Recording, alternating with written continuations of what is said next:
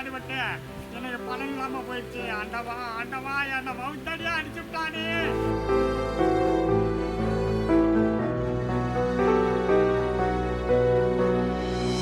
பாருங்களே, இந்த மாதிரி பாருங்களே, கருது பறியாமல் போயிருச்சு, எல்லாம் சாவியாக போயிருச்சு. நான் என்ன பண்ணுவேன்?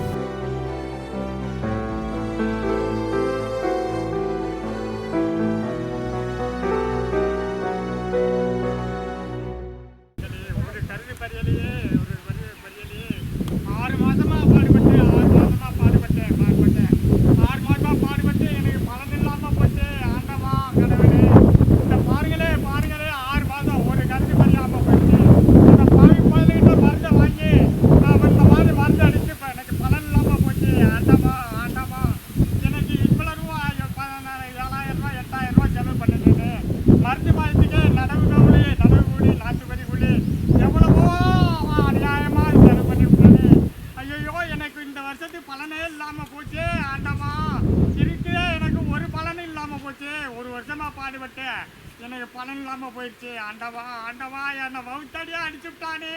பாவி பையன் என்னை பவுத்தடியாக மருந்து வாங்கி அடிச்சு இவ்வளோ வரை இடுப்பு வேற வந்து கருது பெரியாமல் போயிடுச்சு. ஆண்டவா ஆண்டவா எனக்கு இருக்கிறானே ஆண்டவா, இந்த மருந்து பாவி பையன் இந்த மாதிரி பண்ணிவிட்டானே. என்ன செய்யறது? ஆண்டவா நான் இருப்பதா நம்ம சாக வேண்டியதா. இனிமேலுக்கு எனக்கு எந்த விதமான பலன் இல்லாமல் போயிடுச்சு. எனக்கு எந்த விதமான பலன் இல்லாமல் போயிடுச்சு. மணி பாருங்களே, இந்த மாதிரி பாருங்களே, கருது பறியாமல் போயிடுச்சு, எல்லாம் சாவியாக போயிடுச்சு. நான் என்ன பண்ணுவேன்? ஆண்டவா இருக்கிறியா? இந்த பாருங்க, சாவியா எல்லாம் ஒரு கருது பறியாமல் போயிடுச்சு. ஆண்டவா இருக்கிறியா? கருது பறியாமல் போயிடுச்சு, எல்லாம் வைக்கலாம் போயிடுச்சு, எல்லாம் வைக்கலாம் போயிடுச்சு. நான் எப்படி பிழைப்பேன்? ஆண்டவா இதுக்கு வாங்கியிருக்க கடன் நான் எப்படி அடைப்பேன்? இதுக்கு வாங்கியிருக்கிற கடை எவ்வளவு ரூபா? 6 மாசமா உழைச்சி இதுக்கு மருந்து மாயம் வாங்கி போட்டு இதுக்கு தண்ணி அரைச்சு இவ்வளவு கஷ்டப்பட்டுருக்கிறேனே. இவ்வளவு கஷ்டத்துக்கு எந்த விதமான பலன் இல்லாமல் போகுது. ஆண்டவா இருக்கிறியா? குளத்தூர் தாலுகா, கிள்ளுக்கோட்டை வட்டம், கிள்ளுக்கோட்டையிலே இருக்கிறேன். ஒரு விவசாயம் என்னுடைய பிறந்ததுலேருந்தே விவசாய தொழில் தான். விவசாய தொழில் பண்ணிக்கிட்டு வாழ்ந்துக்கிட்டு இருக்கிறேன். ஆனால் இதுவரையிலையும் நான் விவசாயம் பண்ணுறதுல இது மாதிரி மருந்து அடித்து சாவியாக போனதே கிடையாது. இப்போ இந்த வருஷம் அந்த மருந்து கடையில் வாங்கி என்னுடைய பயிரை கருவி போனது இந்த வருஷம்தான். குறிஞ்சிங்கிற அந்த கடையில் தான் வாங்கினது. அதனால் எனக்கு இந்த விதமான பாதிப்பு இது வரைக்கும் ஆனதில்லை. இந்த வருஷம் இந்த மாதிரி அந்த மருந்து கடையில் வாங்கி வச்சதுனால எனக்கு இவ்வளோ தூரம் பாதிப்பாகிருச்சு. மேலே அதிகாரிகள் இதை பார்த்து எனக்கு நன்கொடை இதுக்கு தீர்வு பண்ணி எனக்கு நல்லா எங்களை காப்பாற்ற வேண்டும்.